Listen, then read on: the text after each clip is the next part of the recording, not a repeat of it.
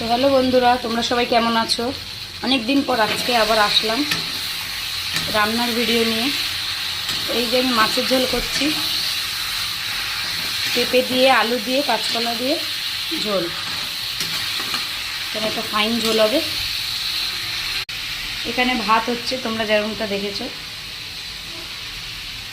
এইখানে মাছ ভাজা অলরেডি হয়ে গেছে। এখানে আলু পেঁয়াজ কেটে রেখেছি, এই যে আলু আর পেঁয়াজ, এটা দিয়ে মাছের তেল আছে, মাছের তেলটা বানাবো।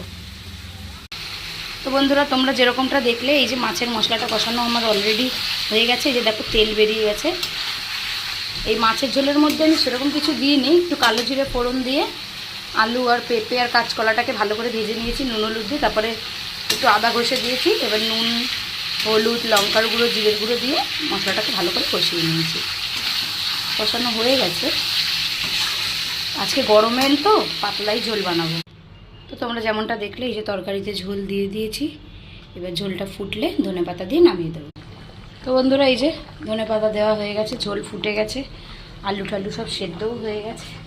এবার চলো মাছগুলো একটা একটা করে দিয়ে দিই।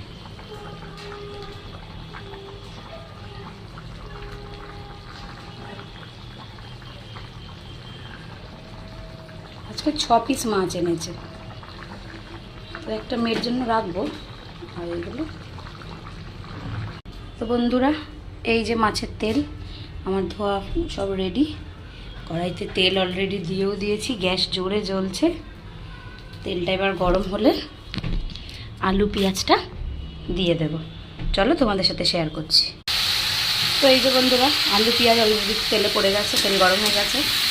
আলু পেঁয়াজ দিয়ে দিয়েছি। এবার এটা একটু ভাজা, হালকা ভাজা হওয়া অবধি অপেক্ষা। একটু নুন দিতে হবে অল্প করে, বেশি নুন এতে লাগবে না। তো এই যে বন্ধুরা, নুন হলুদ আমি একটু আলুতে দিয়ে দিয়েছিলাম, নুন তো তোমাদের দেখালাম, হলুদটা দিলাম।